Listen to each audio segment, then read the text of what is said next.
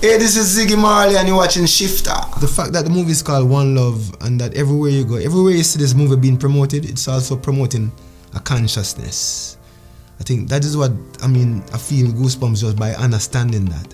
That this is not just about promoting a movie. It's about promoting a consciousness of loving one another. Don't let them fool you. It's a hit. Oh, no. Reggae is the people music. So, Ziggy, this film could have been made at any point, maybe in the past 20 years, but your family decided to make this now in 2024. What led to the decision to put this movie out about your father at this particular time?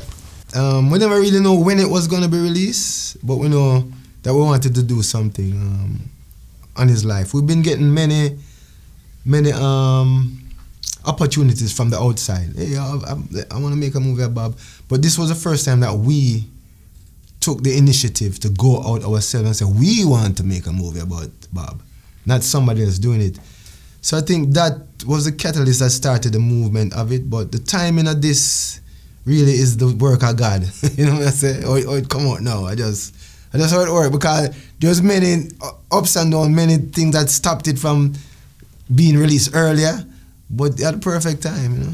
And one of the people involved is Brad Pitt. Yeah. How did that partnership come along? Because for some people looking at it from that side, it will be like, the Marley family, Brad Pitt, may seem like an odd pairing. Like, how did that partnership come Brad together? Pitt have a company, and him have a team of producers who work with him. So we reach out to them and say, yo, we want to come on board for. We trust the work that you've done and the stuff that you've done before, and we want you to come work with us on this project. So it's simple like that. Yeah. Now, for this project, it's not just, for you, for us, it's kind of a movie, but for you, it's real life. Yeah. You had a chance to live it. Were there any scenes, whether during filming or during the actual, watching the film, were there any particular scenes that just tugged at your heart, maybe more than others, that maybe you're tempted to kind of shed a tear or anything? Shed a laughter. Tear is not the only emotion. There's laughter. My father love laughter, like how me love laugh. Him love laugh. So there was for me, some of the most emotional thing was a joke, the stuff they joked about in the film, like how Bob was like in his humorous state. That was what tugged at my heart the most, like the stuff that I laugh off, and I laugh at it because I know my father, and it's just like him, like the jokes, him like within the band, how they would joke around with each other and make fun. It's like that's the type of memory where is like. You don't forget them things, like the laughter and the joy, you know what I mean? The emotional stuff, not so much, because I deal with that. I kind of process that. I had years to process that stuff within myself. So I wasn't really living it in that way, but the humorous stuff, I think I had a chance to process that now, which I've never really processed before. You know what I'm saying? Yeah. That's good. As in the film, there's a lot of there was a lot of political unrest at the time in Jamaica, during which your father was putting on these concerts. Did you feel like you were only a child, but did you feel like something historic was happening around you, just even as a child? Yeah, well, obviously I wouldn't know this historic would be the word, but you could have feel that energy. Like when you feel something, you could have feel something, because we were living in some rough times there as kids too. My mother had to. We had to go through some road. It was a pretty tough time, but we were protected by our parents, so we never feel anything until the night of the assassination attempt, when the police came to the door, and bang, we were with our grand aunt, and they come and they just dragged us up, and all of a sudden we're driving like crazy people to get somewhere safe, So that was kind of crazy, it's like what? Wow, you don't know what's going on.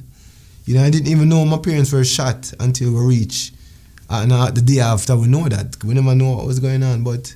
Now, I like the film. The film talks a lot about the message. Your father, he had a lot of just a drive to get the message around the world. I feel like nowadays a lot of people I think a lot of times the message of your father gets lost. Some people focus on maybe like the marijuana smoking, and I like the fact that was kind of in the background. But in this, it was like the message was so pronounced, like so prominent. If you could just summarize the message, what do you feel like the message was? Obviously, the message is for unity for human beings.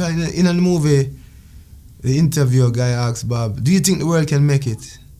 And Bob think about it and say, "Yeah, it must be made. We don't have that choice. Like, what we do?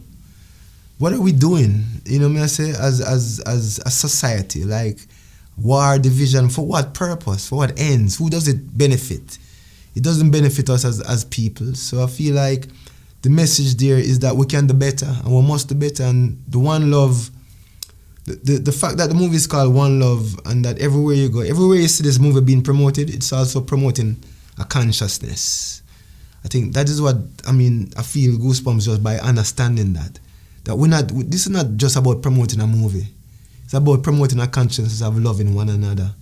That is the most important thing we could do, you know. And before we go on, I want to know, like, what are your go-to songs of your father? Like, when you're kind of, when you what are the songs that maybe the one or two songs that you kind of play the most, that you maybe just enjoy the most? Really, sometimes I just sing them to myself, you know. Like, yeah, and there's nothing that is my most favorite. My favorite album, though, which I do have a favorite album because of the impact it had on me, is the album Survival, which is a Pan-Africanism album. It's a real album focused on Africa and black people's struggle. That album wake me up to that because as a teenager, I go to school, but we never really learn anything much about Africa or anything. You know, we learn about the slave trade, whatever. So that album that really give me a militancy and a kind of mindset where Africa, you know, the struggle in Africa, for realize that and for have that on your mind and know the struggle of black people throughout time. It really wake me up, you know. So that's my favorite album. That's good. Well, I just want to say thank you for the movie. Just as someone who's of Caribbean descent, like it's not every day that we get a chance to see ourselves on the screen. Yeah. Those of us who from the Caribbean, we came out, we were kind of like almost kind of crying because we're like we don't see ourselves. Yeah, you say Black America on the screen, but you don't see us with the accent and the food and the whatever. So it was nice coming out, and we're just like wow, like we've never seen ourselves like this, and we don't know when we're gonna see it again. Yeah. So it's like we're like we need to take this moment in to enjoy seeing ourselves on the screen. So thank you so much to you and your family for doing that for us. Thank you. All right.